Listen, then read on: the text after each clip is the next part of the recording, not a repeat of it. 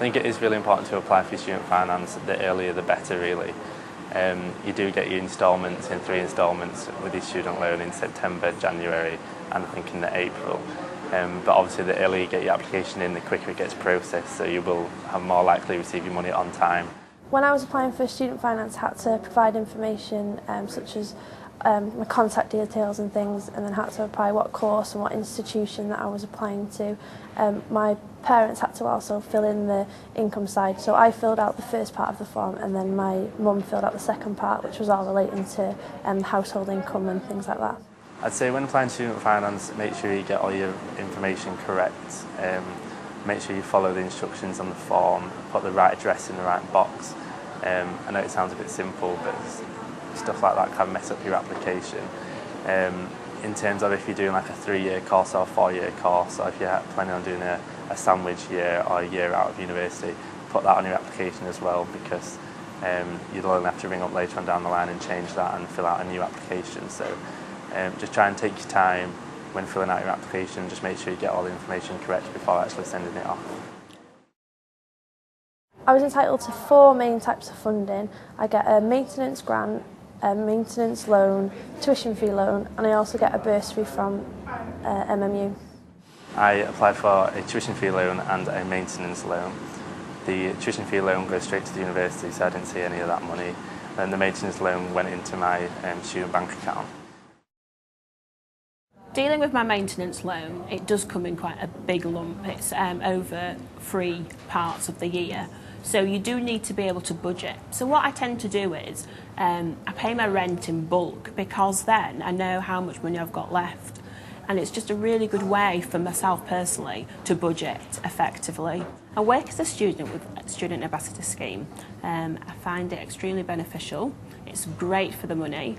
And it's just a good experience for me to have. I work on visit days and open days, getting to speak to parents and potential students that will come to the university.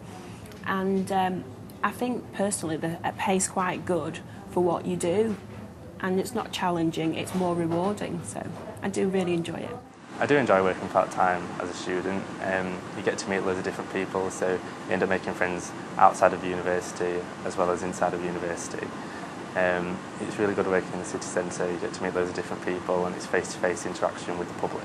I feel that student finance is a way of living. So at university you need to be realistic with your budget, and that doesn't mean that all students are poor. It's just basically you've got to understand that there's certain things you need to pay out more than others.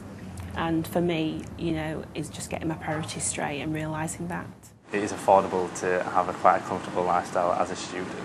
Me personally, I managed to get by. I'd always like some more money, but I do manage to afford the things that I want to do, and I'm never really short of money. But if you have a part-time job alongside your studies, then that obviously helps towards your general living costs. In my second year, I moved from student accommodation into a student house with some of my friends, and it was just a complete shock to the system of how much you actually have to pay for. Like, obviously I was aware of things like rent, but you don't take into consideration like television licence, the TV bills, electricity bills, gas bills. We nearly were paying council tax, but then I realised that you're exempt from that as a student as well, so that's another money saving tip. I saved up money before I came to university over the summer months, over June, July, August. Had a part-time job back at home, but I did quite full-time hours really. And I saved money that way just for up until September when it came, because you will find that you might have quite a lot of initial outgoings in September when you start at uni, so it is always good to have a bit in the bank balance to pay for the things when you're starting freshers week. What I'd end up doing was I'd allocate money for a week. I didn't go as drastic as to set up a standing order from one account to the other and remove money from it, but it got to the extent where I'd have a money bag and I'd keep that for the week, and I'd make sure I didn't go back to the account again from the start of the week. So that made it quite a lot easier if I regulated it that way and said, right, that's my set budget, and I'd withdraw the cash out. And I made it realistic to the extent that I could provide for my food, travel, and maybe have about £10, £20 extra just to enjoy for myself. So yeah, it was quite good in that sense. It was just completely different from living at home, living away. At first it was a bit scary, but now I can't imagine going back and having everything done for me. I've gained my independence by doing it, and I've learnt the hard way, but I think I know what to expect when I leave university now. Living as a student financially within Manchester was a lot more cost effective. If I was to live down south, then some of the costs that I'd be looking to incur just for, say, a takeaway would just be ridiculous, where you pay like £5 for a doner kebab. Here it's like £3 or £2 at the most. You know, you get pound deals for meals if you're really skint.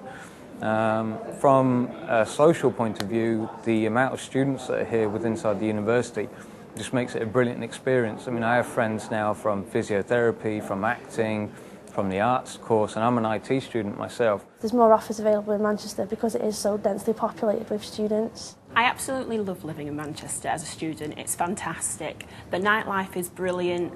The diversity, the different cultures, the experience, I just find it amazing. At the beginning of the year, they usually send you like a freshers booklet, all of buy one, get one free and 2 for 1. So I always take up all the offers. Gym membership's always cheaper at the beginning of the year. Definitely go to Freshers Fair because you get so many good discounts. Student debt doesn't really bother me in a way. I kind of think everybody's in the same boat. Your student debt doesn't get taken into consideration when you're applying for a mortgage after you've graduated from uni. So it doesn't really bother me in that sense. You only have to pay it back after you've earned a certain amount of money, and it comes directly out of your bank account, so you may necessarily not even notice it getting out of your bank account when you graduate anyway. And I've had such a good time at university that it's worth every penny that I've spent so far. Student debt does bother me to the sense that I wonder how long I'd have to pay for it over the years, because I'm hopefully wanting to do further study. And to do a master's, obviously, I'm going to incur more debt. So I try to look at it in a positive way. I enjoy university, I enjoy what I study, and at the end of the day, we're all in debt and we're all in the same boat. So I try not to look at it in a negative way. I try to be a bit more positive about it. When I leave university, because I'm studying business, I'll leave with my business degree, and I think that's going to help me with my ultimate career because I want to be a teacher. So I think after I finish my first degree, I'm going to stay on and do another 1-year course to be a business teacher. So I would need to come to university to get into that career that I want to be in. So the debt is unavoidable in that respect. But I think in the long run, the career prospects that I'll gain from having a degree make the debt worth it, if you like. The student debt I'm not so worried about, to be honest. I've been employed into a job start this June, and that's going to cover most of my costs. I've done the calculations to the percentage they're going to take out, and it was very minimal. I think it was £20 a week I'd end up paying back, which really was affordable with the fact of knowing that I've got a job after graduation.